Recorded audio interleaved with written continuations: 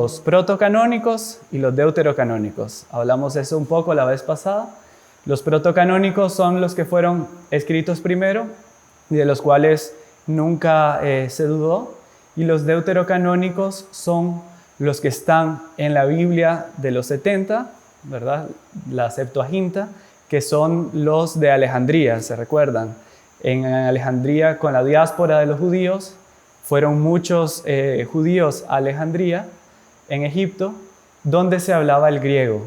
Y ahí, entonces, después de mucho tiempo, los 70 sabios, digamos, más recomendados del judaísmo ahí en Alejandría, fueron los que juntaron todos los libros del Antiguo Testamento.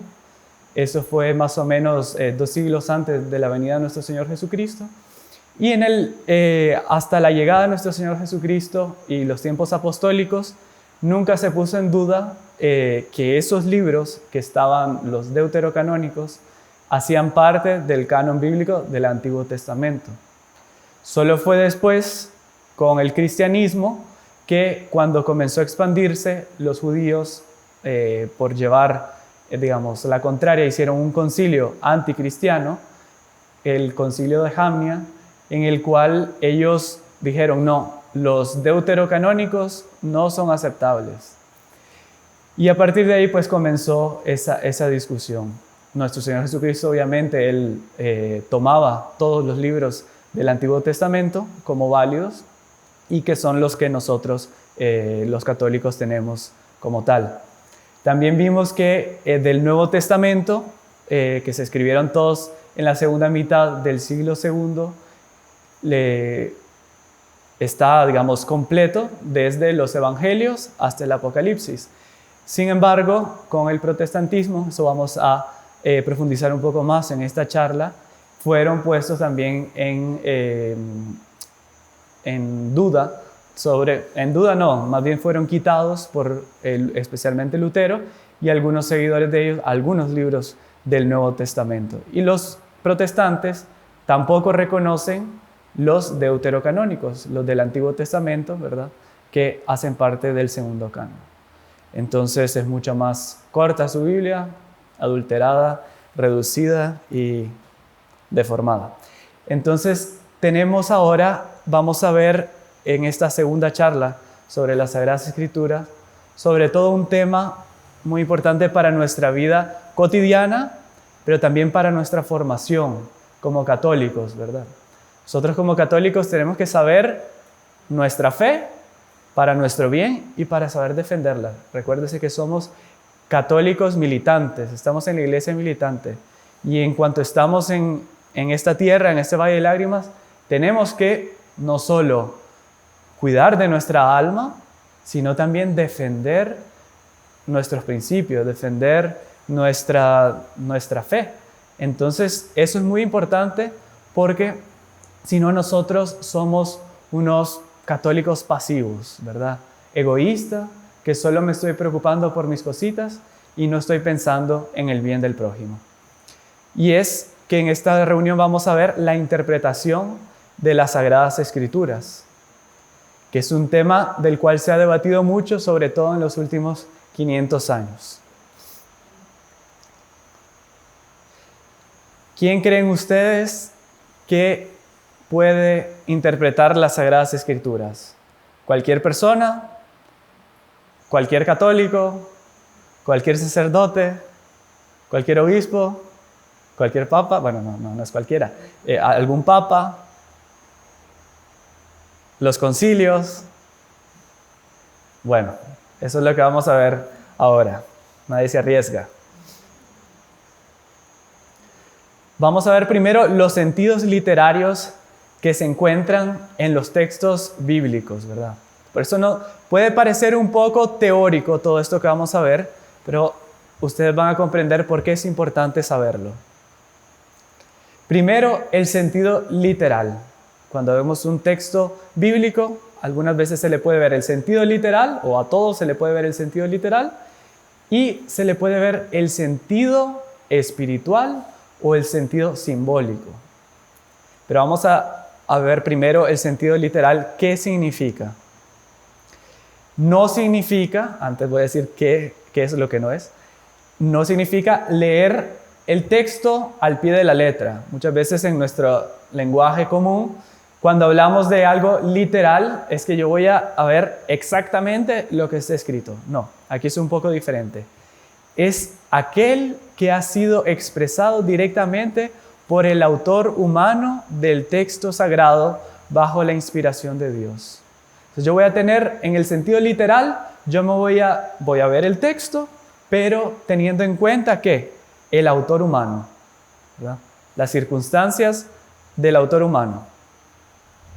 El sentido literal del texto se puede esclarecer realizando una exégesis histórica, crítica, o sea, en la cual se va a analizar bien, en la que se establece la época, el sitio, las motivaciones históricas que tuvo el autor para escribir, el auditorio a quien se dirigía, la situación de su tiempo y el género literario empleado, literalmente lo que aparece consignado en el texto bíblico de interés. ¿Está bien? Entonces, cuando yo estoy hablando del sentido literal, yo voy a ver este texto, pero con todo lo que rodea al autor, ¿verdad? Pero circunscribiéndome al texto. ¿Todo bien? ¿Sí? ¿Alguna duda? No. Va a quedar más claro con los ejemplos. El sentido espiritual o simbólico. Vamos a intentar mantener mejor el tema como sentido espiritual. ¿Por qué?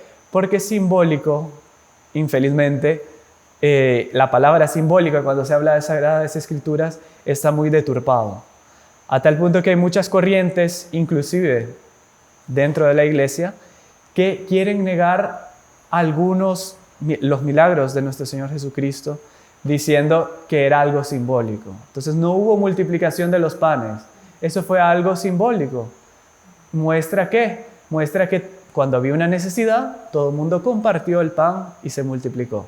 Pero nosotros sabemos que no, ¿verdad? Eso es algo que realmente se dio como tal. Entonces, y así como esto también, con muchas cosas de la Sagrada Escritura se intenta decir, no, es simbólico. Entonces hay que ver lo que quería el autor, pero puso eso porque, claro, en la época era más fácil, más didáctico. No. Entonces vamos a quedarnos con el sentido espiritual. Solo que ustedes saben, ¿verdad?, que también se llama simbólico. Es aquel que guarda un significado dado detrás de unos símbolos literarios que, en la mayoría de los casos, aparecen repetidos en otros fragmentos de las Sagradas Escrituras. Casi siempre los textos más confusos de las Sagradas Escrituras solo pueden ser interpretados a la luz de otros textos bíblicos. O sea, acuérdense, cuando uno va a leer la Biblia, tiene que tener la totalidad. Por eso es que no es recomendable uno sacar deducciones si no tiene un conocimiento profundo de las Sagradas Escrituras, ¿verdad? Entonces, eso, porque uno tiene que tener un conocimiento total de ella para poder saber interpretarla. La Iglesia es la única que está realmente autorizada para la interpretación de las Sagradas Escrituras. Y por tanto, nuestra Iglesia es la única que puede esclarecer el significado exacto de muchos de los simbolismos que aparecen en los diferentes libros del Antiguo y del Nuevo Testamento. O sea, recuérdense, es la Iglesia. Nosotros vamos a remarcar bastante eso a lo largo de esta charla. La parte simbólica, la única que nos puede decir, ¿verdad?, qué significa ese simbolismo es la Iglesia. ¿Por qué? Ya lo vamos a ver. Pero hay una armonía entre el sentido literal y el sentido espiritual. No son cosas separadas, o sea, las dos cosas se complementan y sobre un mismo texto litúrgico, un mismo texto bíblico, se saca el sentido de ambos. Vamos a ver un ejemplo. Lucas 14:26. Si alguno viene en pos de mí y no odia a su padre y a su madre, y a la esposa y a los hijos y a los hermanos y a las hermanas, hasta su propia vida, no puede ser mi discípulo. ¿Cómo es eso, Dios mío? Si alguno viene en pos de mí y no odia a todas estas personas, no puede ser discípulo de nuestro Señor Jesucristo. Vamos a ver cuál es el sentido literal. El sentido literal quiere decir simplemente que en el orden de los valores, Jesús ocupa el primer lugar, aún frente a los padres, aún frente a la esposa, aún frente ¿verdad? O sea, la parte literal, yo viendo este texto, sabiendo la unidad de toda la Biblia, la forma de expresarse de nuestro Señor Jesucristo, yo llego a la conclusión, los exégetas llegan a la conclusión de que quiere decir que yo tengo que poner en el orden de los valores siempre a Dios primero. ¿Cómo se dice? Primero Dios. Jesús ocupa el primer lugar, aún frente a todas las demás personas, por más sagradas, queridas que sean. ¿Cuál es el sentido espiritual? Amarás al Señor tu Dios con todo tu ser. Todo lo humano queda en segundo término, tratándose de Dios. Y de ello puedo sacar muchas enseñanzas espirituales, ¿verdad? Desde cuando yo estoy hablando de un suceso humano, una carrera. A veces, si para seguir una carrera yo tengo que negar a nuestro Señor Jesucristo, ¿qué es primero? Primero es Dios. Y así yo puedo ir sacando, ¿verdad? Muchísimas enseñanzas. Ese es el sentido espiritual. ¿Todo claro? ¿Alguna duda? Bueno, vamos a otro ejemplo. Mateo 18, del 8 al 9. Si tu mano o pie te escandaliza, córtalo y arrójalo lejos de ti. Más vale entrar en la vida manco o cojo que ser arrojado al fuego eterno con las 2 manos o los 2 pies. Estamos agarrando textos, ¿verdad? Que si se agarran erróneamente, literal, digamos, como se diría normalmente, literal, estamos hablando de atrocidades o cosas horrorosas. Y muchas sectas, es interesante ver esto, muchas agarran las cosas al pie de la letra. Muchas sectas, ¿verdad? Como la anterior. Curioso que esta prefieren no agarrarlo al pie de la letra. O sea, no son coherentes, no agarran todas al pie de la letra, sino que escogen algunas y otras no. ¿Por qué será? ¿Cuál es el sentido literal de esta frase? Debemos renunciar a todo para evitar la ocasión del pecado. San Pablo enseña a dejar aún lo lícito cuando puede escandalizar a un ignorante. Entonces, eso es lo que quiere decir este texto, ¿verdad? Debemos renunciar a todo para evitar la ocasión próxima de pecado. Todo el mundo sabe que la persona que se coloca voluntariamente en una ocasión próxima de pecado, ya pecó, ¿verdad? Y entonces nuestro Señor está queriendo dejarnos bien claro eso, ¿verdad? Con este texto que parece bien radical. ¿Cuál es el sentido espiritual? Obrar siempre correctamente para que nuestro ejemplo acerque y no aleje a otros de Dios, de Cristo, de la iglesia. Y de ahí podemos sacar muchas enseñanzas, el papel del buen ejemplo en la familia, el papel del buen ejemplo en la sociedad, ¿verdad? Sería todo eso el sentido espiritual. Ahora vamos a entrar a otro, digamos, a la parte esencial de esta charla, teniendo como presupuesto lo anterior. La hermenéutica y la exégesis bíblica. Uy, comienza el griego, ¿verdad? Ya van a aprender algunas palabras griegas. La hermenéutica. ¿Qué es la hermenéutica? Es una palabra griega que significa arte de explicar, traducir o interpretar. La hermenéutica tiene por objeto definir los principios y las normas que han de aplicarse para la correcta interpretación del texto bíblico. La Iglesia, la doctrina católica, todo tiene un fundamento. No hay nada que sea porque un día alguien se levantó queriendo que fuera así. No. Todo tiene una estructura, todo tiene un fundamento filosófico, todo tiene un fundamento teológico. Inclusive muchas de las deducciones que se sacan también por métodos científicos, ¿verdad?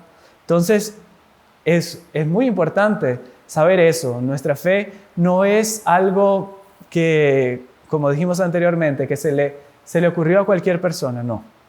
Entonces ustedes van a ver cómo todo tiene un fundamento racional también. Es importantísimo el análisis hermenéutico con relación a la interpretación actualizada de los textos bíblicos. Las Sagradas Escrituras, la palabra de Dios, es algo vivo. Siempre, hasta el fin del mundo, vamos a poder sacar enseñanzas nuevas, ¿verdad? Obviamente, quien esté autorizado a hacerlo. No es suficiente saber de qué dice un determinado texto de la Biblia. ¿Qué dice en sí? Es necesario también descubrir qué me dice a mí. ¿Qué le dice a mi familia o a mi comunidad? ¿Qué quiere transmitir al mundo en nuestros días? Entonces es sacar la enseñanza. La hermenéutica es analizar el texto y sacar la enseñanza para los días actuales, para mí, para mi sociedad. Ahora vamos a ver qué es la exégesis. Exégesis en vocablo griego significa también explicar, pero vamos a ver con un foco diferente. La exégesis es la interpretación crítica y completa de un texto de la Biblia. O sea, yo aquí ya me voy a poner a analizar ¿qué parte? La parte de literal, ¿verdad? Vamos a ver cómo se refiere más a eso. La exégesis corresponde a la aplicación de los métodos entregados por la hermenéutica, porque siempre la hermenéutica es la que va a decir cómo hacerlo, para la correcta interpretación del texto bíblico. La exégesis nos aproxima al texto, nos permite comprenderlo en el contexto que nació. Eso es muy importante. Un texto bíblico siempre tiene que ser visto en el contexto. Nos posibilita conocer el mundo de los autores, todas las circunstancias y los destinatarios inmediatos. ¿Por qué? Porque también el escritor humano, por más que sea inspirado por Dios, él tenía enfrente a sí un público, tenía enfrente a sí un destinatario. Y eso también tiene que ser considerado. Y es muy importante porque la exégesis también nos aleja de posibles interpretaciones sesgadas hacia ciertas ideologías. La Biblia siempre va a querer ser manipulada para el bel placer de las personas que quieran llevar hacia un lado o hacia otro. Y a lo largo de la historia muchas veces ha sido manipulada por ideologías de filo marxista, por ideologías totalitaristas, en fin, de diferentes maneras. Las Sagradas Escrituras muchas veces son adulteradas, sin entrar propiamente, digamos, al protestantismo, que ya vamos a verlo más adelante. En conclusión, la exégesis estudia fundamentalmente el contexto, mientras que la hermenéutica estudia el texto. Entonces, volviendo al sentido literal, la exégesis estudia el sentido literal y la hermenéutica estudia el sentido espiritual. Vamos a ver ahora, hay reglas para hacer una exégesis adecuada. ¿Cuáles son? La Sagrada Escritura narra acontecimientos reales, históricos. Su estudio debe ser hecho con los métodos de una seria investigación histórica. Recordemos que la Biblia no es un libro de historia, ¿verdad? Es un libro en el que yo voy a estudiar historia propiamente, pero toda se narra dentro de la historia, desde la creación del mundo hasta la segunda venida de nuestro Señor Jesucristo, profetizada. O sea, está inserida en la historia. Entonces, yo tengo que hacer una investigación de los sucesos que se dieron para entender bien la Biblia.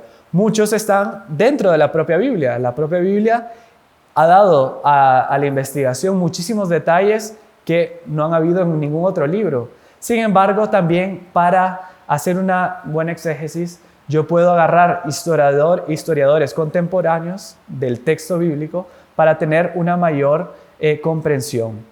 Y es lo que se hace muchas veces, sobre todo, por ejemplo, en el caso de Flavio Josefo, que es un historiador de la época de nuestro Señor Jesucristo, contemporáneo, judío, y que a través de él, que él no era cristiano, ¿verdad? Él fue anterior y posterior. Él se comprueban muchas cosas de la Biblia porque él, siendo judío, no se contradice en nada con lo que está en los evangelios y en los hechos de los apóstoles. Entonces es muy importante ese punto. Ustedes, cuando ven un sermón bien hecho, se toma en cuenta todo eso. A veces el sacerdote lo dice, lo explica. A veces simplemente lo tiene como un fondo de cuadro para poder explicarlo bien. El texto bíblico contiene palabras divinas en lenguaje humano. Eso es algo complejo, ¿verdad? Y por lo tanto es necesario analizarlo a partir de la mente de Dios. La mente de Dios, ¿cómo vamos a entrar en la mente de Dios? Para una acertada hermenéutica hay que seguir una regla primordial: interpretar las palabras en el mismo espíritu con el que fueron escritas. O sea, uno tiene que entrar en la mente de Dios, en el Espíritu Santo. ¿Cómo? A través de la sabiduría. Y ese es un don de Dios, ¿verdad? Que uno tiene, las personas que interpretan la Sagrada Escritura tienen que llenarse del Espíritu Santo para poder hacerlo. El Papa Benedicto XVI, él nos da algunas reglas de cómo interpretar bien la Biblia. Primer punto, dice que se debe interpretar el texto sagrado teniendo en cuenta la unidad de toda la Sagrada Escritura, lo que decíamos en la charla pasada. Y esa se llama exégesis canónica. ¿Por qué? Porque toma todo el canon de la Biblia, ¿verdad? Todos los libros, 73 libros, en cuyo centro está Jesucristo.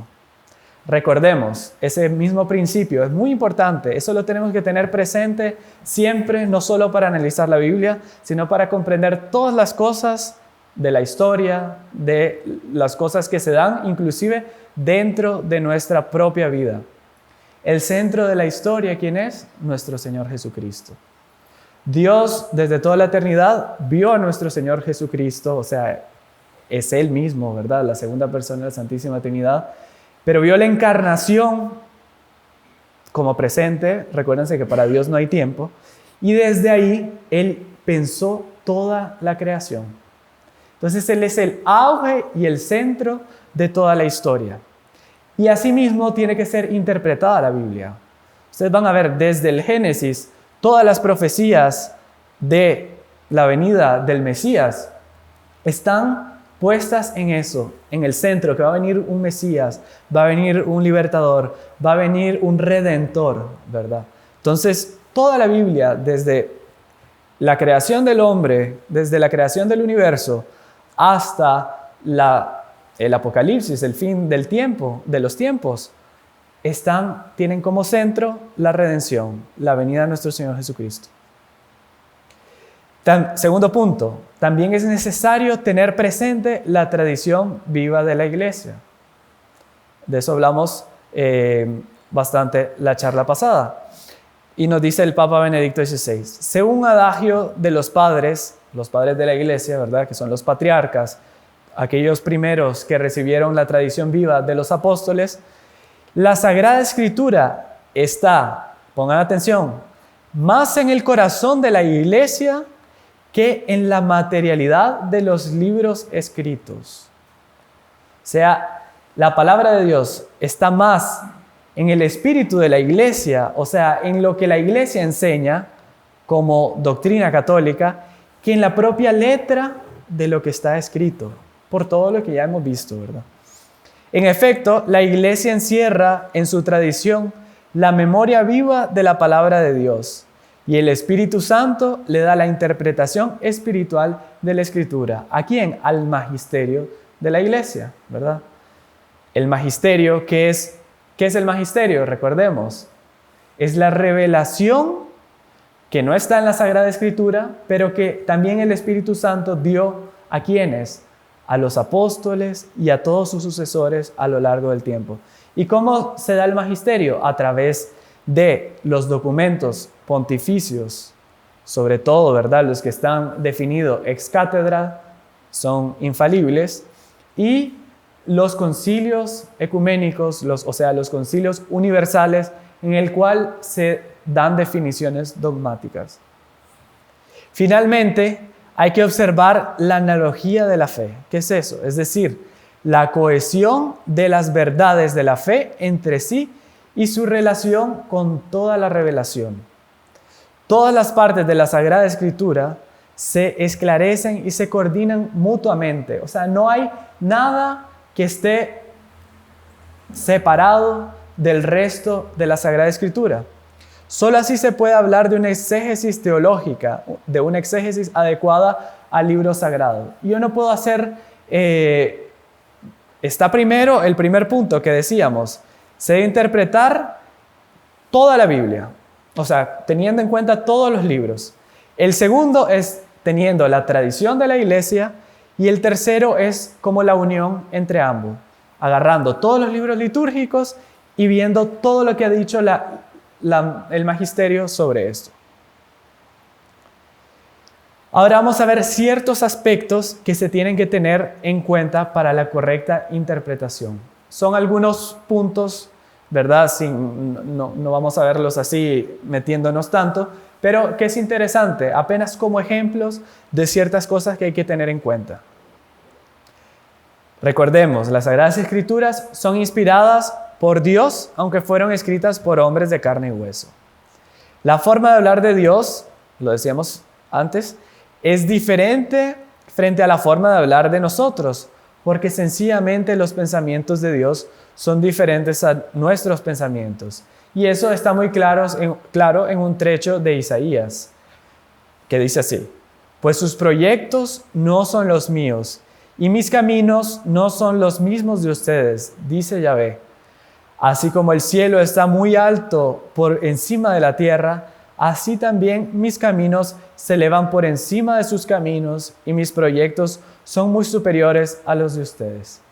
Uno teniendo en cuenta eso, este trecho bíblico de Isaías, también lo puede inclusive aplicar, vamos a aplicarlo espiritualmente para nosotros.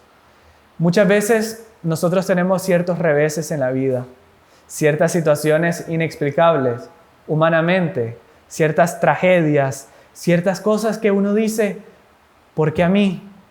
¿Por qué Dios permitió esto conmigo? ¿Por qué estoy siendo castigado? ¿O por qué estoy siendo rechazado de esta forma? No sé, pueden ser mil cosas, una enfermedad, una muerte, una pérdida de trabajo, en fin, tantas cosas que uno piensa que siempre va a ir por ese camino y de repente una pared que se me cruza en medio de mi camino, intransponible. ¿Por qué? Recordemos, los caminos de Dios no son nuestros caminos. Y muchas cosas, al verlas años después, uno entiende por qué.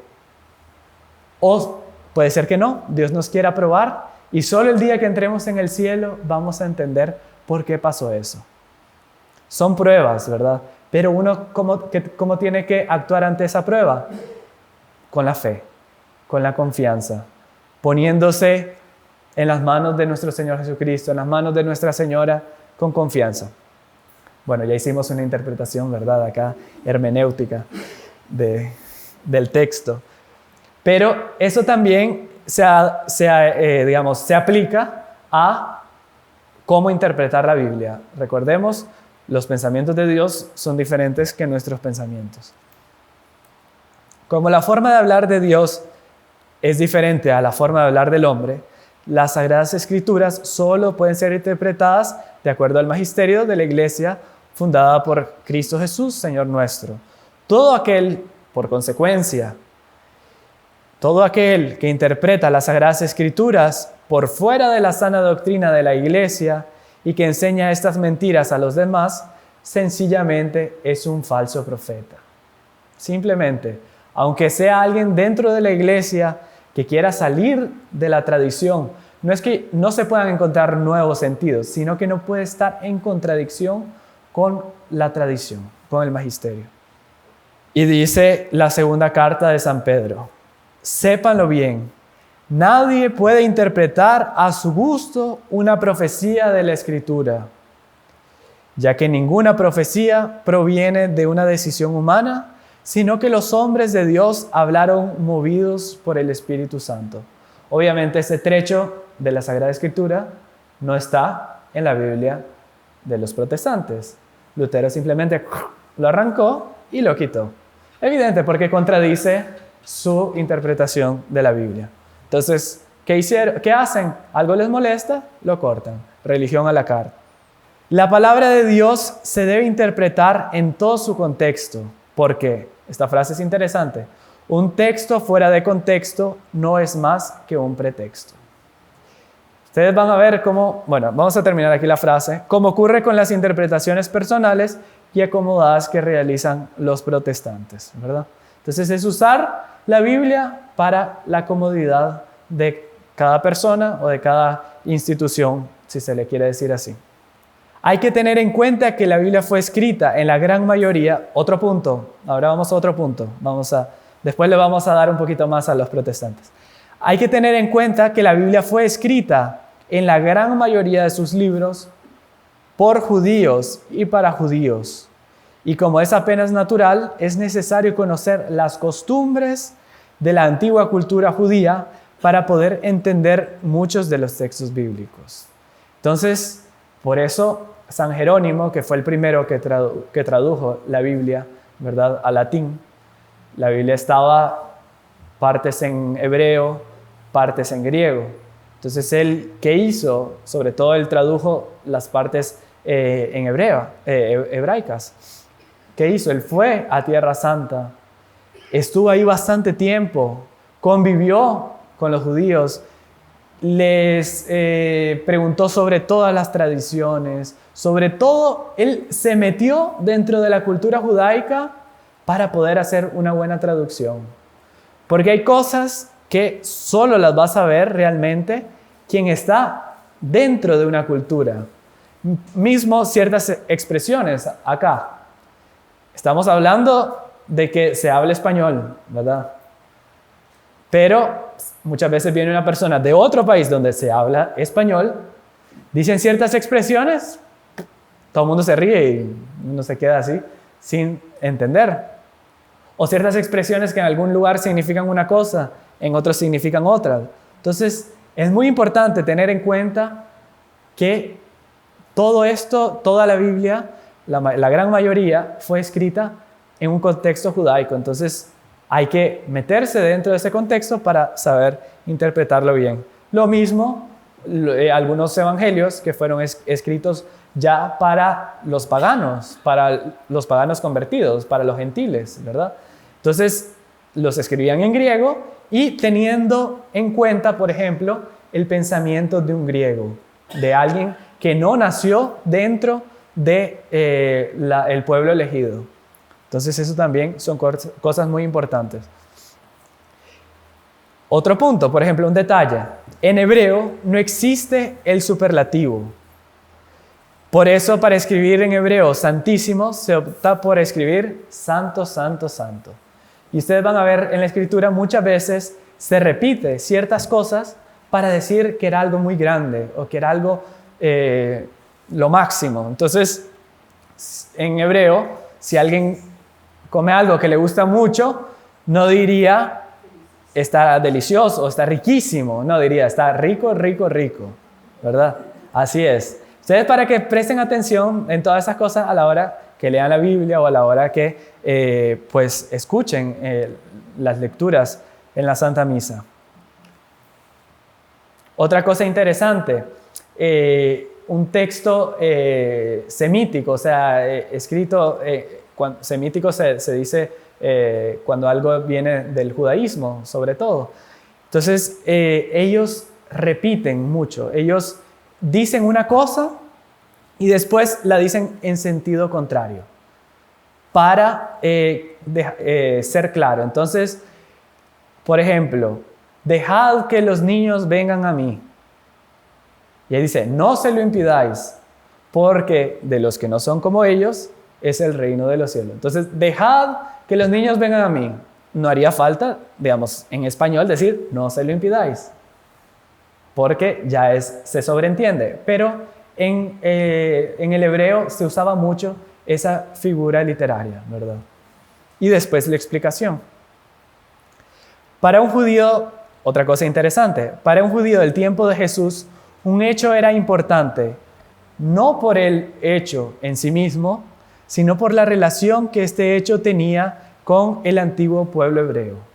Por eso ustedes van a ver en los evangelios, muchas veces se confirman las profecías con nuestro Señor Jesucristo, y el evangelista, el agiógrafo, hace cuestión de decirlo, que esto se leyó, esto se dio para cumplir la profecía de Isaías, para cumplir el trecho, O muchas cosas no lo dicen explícitamente, pero lo dejan a entender. ¿Por qué? Porque demuestran que toda esa esperanza mesiánica, ¿verdad?, se está cumpliendo con nuestro Señor Jesucristo, y a un judío era lo que más le importaba.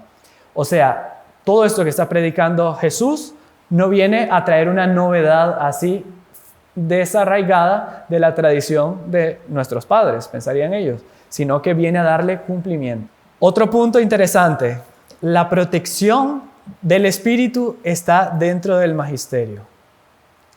La protección del Espíritu Santo, porque se recuerdan que habíamos dicho de que uno tiene que meterse en la mente de Dios. ¿Pero cómo meterse en la mente de Dios?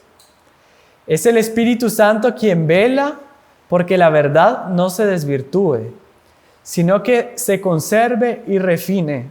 Y esa protección la efectúa a través no del individuo, sino del magisterio de la Iglesia, el cual es transmitido, defendido y aclarado por los obispos en comunión con el Papa a través de herramientas como los dogmas y concilios, en los cuales el Espíritu actúa como garante.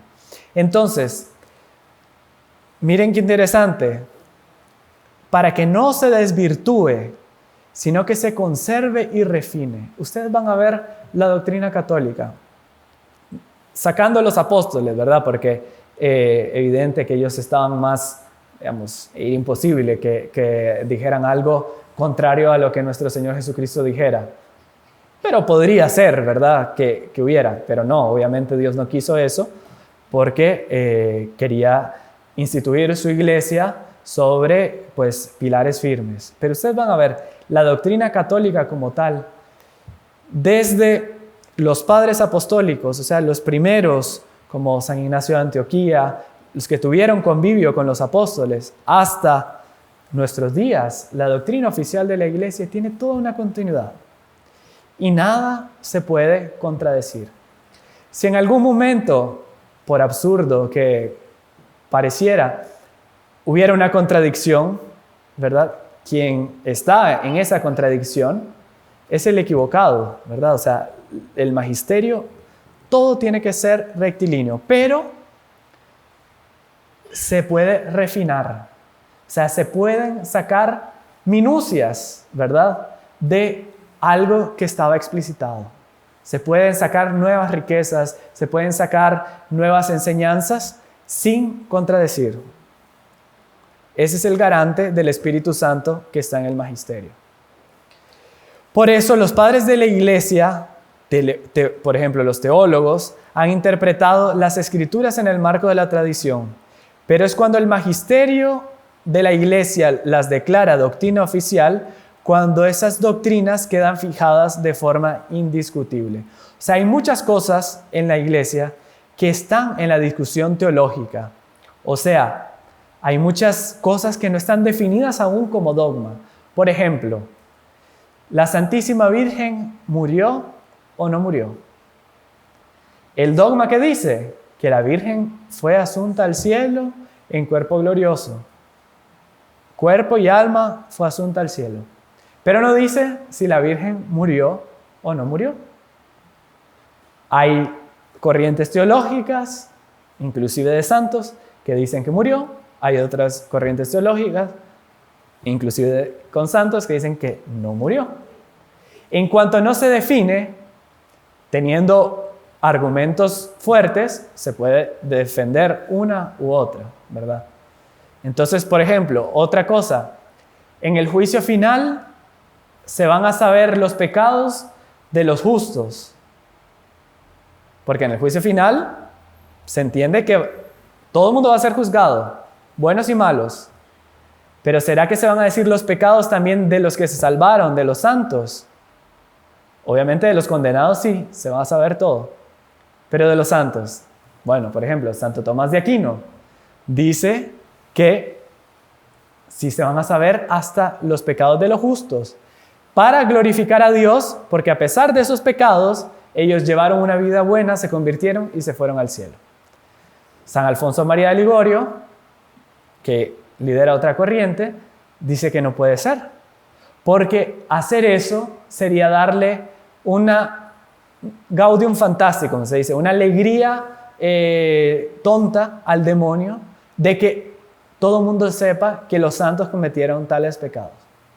En cuanto no está definido como un dogma, teniendo bases fuertes, uno podría defender más una o defender más otra corriente, ¿verdad? Eso es lo que está abierto en el debate teológico.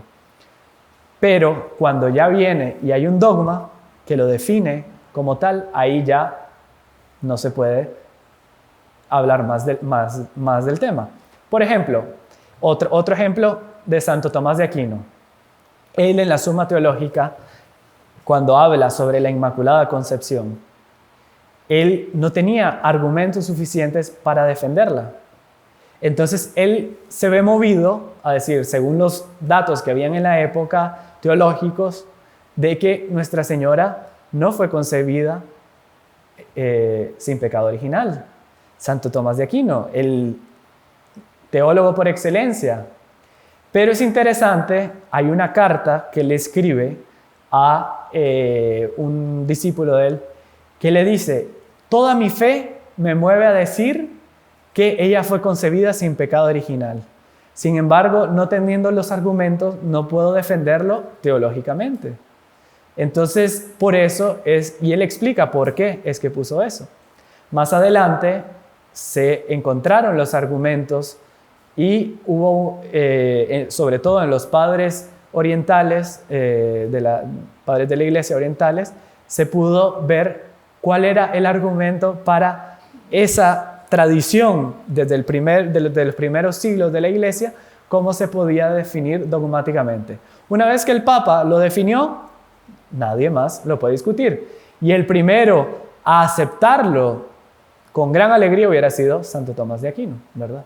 Entonces, para que vean cómo tiene que entrar en todo esto también una humildad. Una humildad. Una pregunta.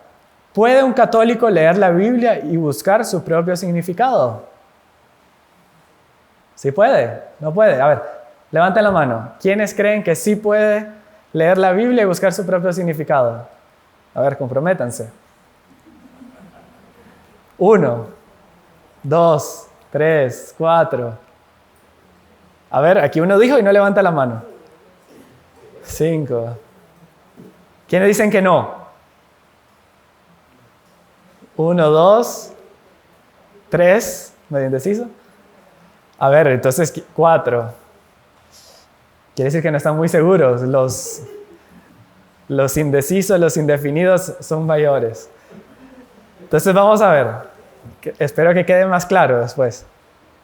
Los católicos siempre han tenido acceso a los textos bíblicos, aunque en algunas épocas la Iglesia lo desaconsejó por intentar contender el torrente de nuevas herejías que la doctrina protestante de sola escritura desató en Europa. O sea, siempre se ha permitido que un católico lea la Biblia en cualquier época histórica. Sin embargo, en la época que estaba toda la polémica de los protestantes, Lutero, y comenzó una ebullición por toda Europa con esto de la sola escritura, que lo vamos a ver ahorita más adelante, la Iglesia dijo, se puede, pero es mejor escucharla venida de alguien autorizado, ¿verdad? O sea, no en un momento, porque la Iglesia también es sabia, y tenemos que recordarnos, uno siempre tiene que ver todo en un contexto histórico. En el contexto histórico en que todo estaba una revolución orgullosa, donde cada uno quería interpretar la Biblia como fuera, la Iglesia decía, cuidado, pueden leerla, pero es más recomendable siempre que se la lea o que se le explique a alguien autorizado. Actualmente, obviamente es muy recomendable leer la Biblia, pero siempre teniendo todos estos puntos bien claros. Los antiguos cristianos, como los actuales, leían la Biblia buscando inspiración, intentando escuchar a Dios hablándoles a ellos a través de estos textos. Así un católico puede leer una parábola o un salmo y aplicar su mensaje a su vida personal, encontrando ahí un consuelo o enseñanza que encuentra aplicación a su propia vida y circunstancia. Pero eso no es interpretación, eso es inspiración. Hay que separar las dos palabras. Es una inspiración. O sea, hay algo un poquito desvirtuado, equivocado, que hay gente que cuando quiere saber algo, dice, ay, voy a abrir la Biblia y lo que me caiga es la respuesta. Veamos, hacer que alguna vez uno abra la Biblia y le diga algo que uno escucha, es muy cierto. Puede pasar, el Espíritu Santo nos puede inspirar, pero agarrarlo como un método, ¿verdad? Ay, yo estoy con una duda, voy a agarrar la Biblia. Y Judas se colgó. Dios mío, ¿qué quiere decir eso? ¿No? Y ya, no, ay, me voy a colgar. No, ¿verdad? No dice exactamente eso, ¿verdad? La Escritura, pero sí. Entonces, uno tiene que tener sabiduría también, ¿verdad? Pero muchas veces pasa, yo estoy en la misa, está la lectura, y de repente el Salmo dice, ¿cómo era que decía? Dios está con nosotros. Y yo estoy con una aprobación de que Dios, yo siento que me abandonó. Porque Dios me abandonó, Dios, yo le pido y no me escucha. Y de repente, esa palabra, Dios está con nosotros. Y la repiten, Dios está con nosotros. Y yo siento una consolación interior que digo, sí, realmente Dios está conmigo, porque tal cosa, tal otra cosa. Es una inspiración, ¿verdad?, que le puede dar a la persona. O yo leo un pasaje de la Escritura que dice algo explícito sobre lo que yo estoy pasando, puede ser, ¿no? Y uno siente esa inspiración, pero no es que yo voy a agarrar eso para decirle a todo el mundo, escuchen, de ahora en adelante este texto bíblico significa que cuando tengas problemas de dinero, Dios está con nosotros. No es algo así, ¿verdad? Muy importante. Un católico no puede sacar de ahí conclusiones universales como si hubieran encontrado una nueva versión doctrinal. Un católico solo puede hacer eso como ejercicio personal y aplicable solo a sí mismo en un momento determinado. Porque puede ser que en otro momento no le quiera decir lo mismo. O puede ser que la persona está pasando por otra aprobación, escucha eso ¿y a mí qué? ¿Verdad? Entonces, no puede uno generalizar esas inspiraciones ni para todo mundo ni para toda circunstancia.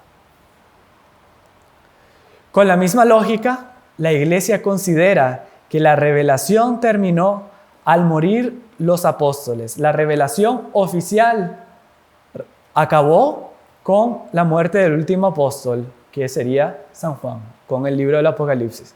Y quedó completada. Pero sí admite que Dios puede hablarle a los cristianos de una u otra manera, ya sea a través de un sueño, puede ser a través de una visión. Hay dones místicos, ¿verdad?, que ciertas personas tienen, inclusive ciertos laicos pueden tener un sueño de algo que va a pasar o de alguna cosa que explica alguna circunstancia por la que estoy viviendo. Puede ser, ¿verdad? Puede ser. Dios le puede hablar a quien quiera. No es que siempre que alguien lo dice es que pasa, ¿verdad? No, la Iglesia siempre es sabia y analiza todo. Pero hay muchas cosas que son personales y no hace falta que yo las cuente, porque para mí quedó muy clara este sueño o quedó muy clara, puede ser hasta una visión o alguna convicción muy fuerte. Y eso sería una revelación individual, una revelación privada. Inclusive, todas las revelaciones que se le han dado a los santos, las visiones, las apariciones, no están dentro de la revelación oficial de la Iglesia.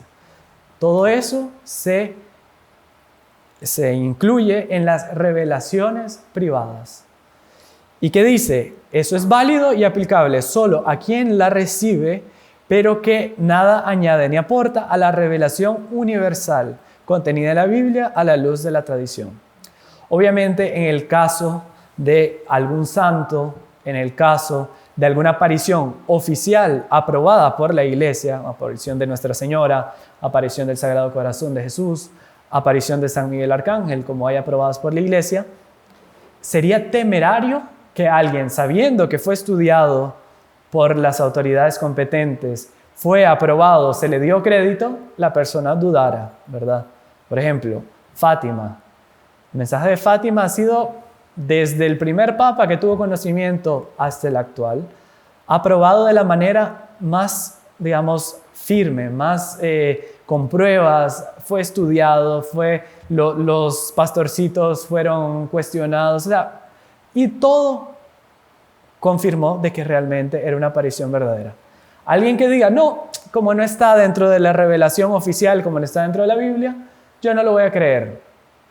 Ojo, está siendo incrédulo, está siendo de mal, puede ser hasta de mal espíritu, de mala índole, ¿verdad? Dudar una vez que ha sido realmente aprobado.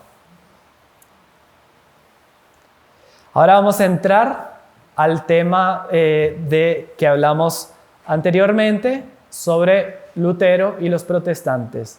Sola Escritura. ¿Qué significa? Solo la Escritura. Es el lema por excelencia o por defecto de los protestantes. Sola Escritura. O sea, lo único que importa es la Escritura. Lo único que salva es la Escritura. Lo único que nos tiene que indicar las cosas es la Escritura. Sola Escritura. O sea, mente cerrada, ¿verdad?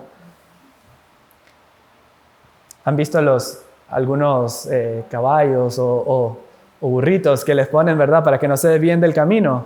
Entonces así, van y no pueden ver todo el horizonte. Entonces, sola Escritura. Este principio protestante contestamos.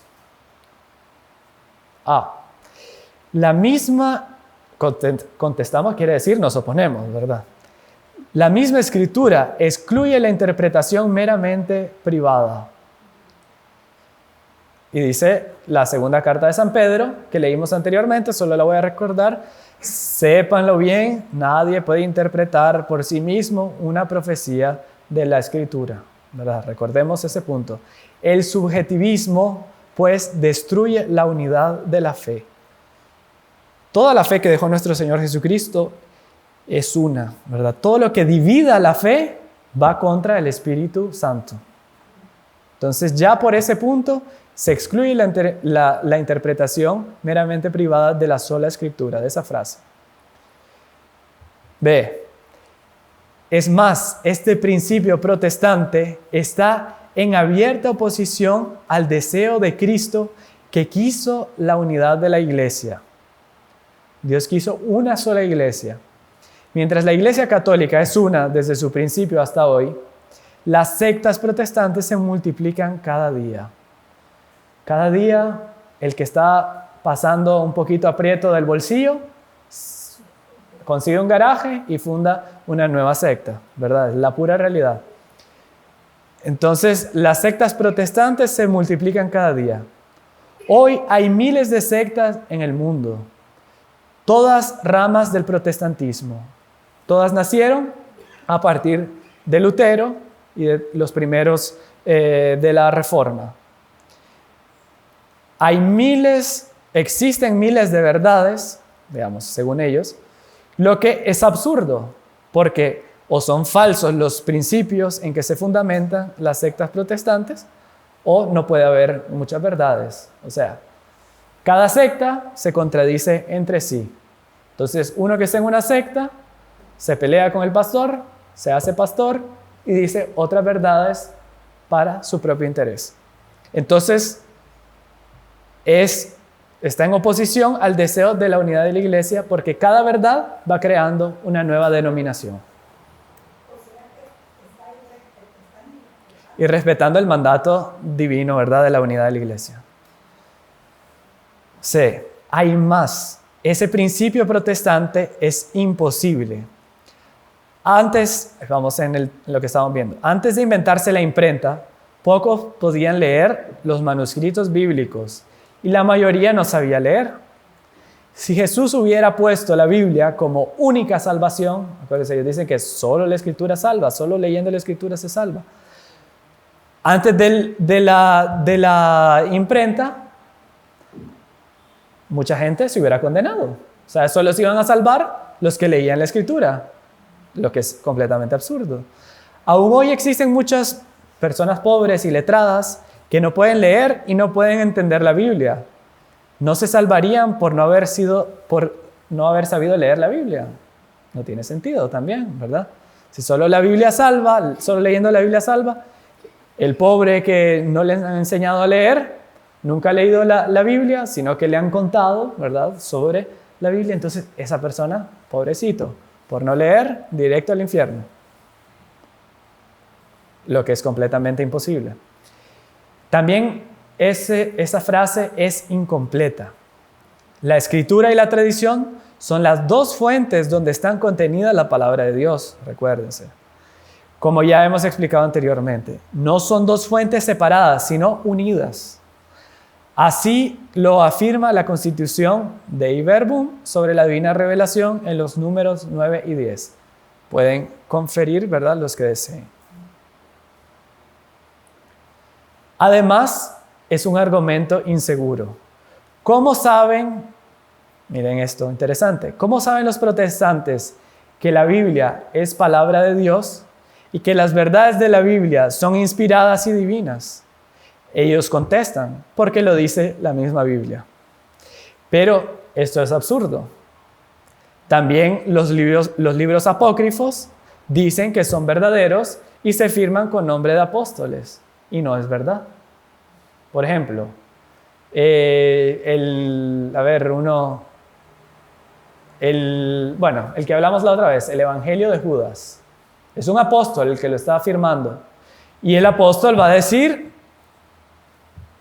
estamos hablando del Judas el traidor, se dicen que escribió, en fin, todo una apócrifo. Pero él en ese libro escribe que es verdadero, evidente.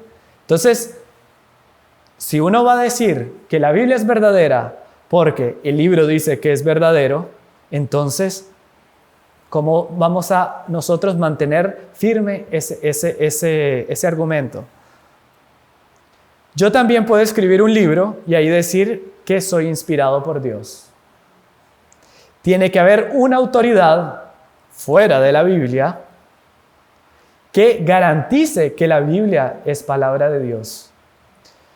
En el Antiguo Testamento, pues fueron los 70 ancianos de Alejandría que definieron esto es palabra de Dios. En el Nuevo Testamento, ¿quién fue? El concilio de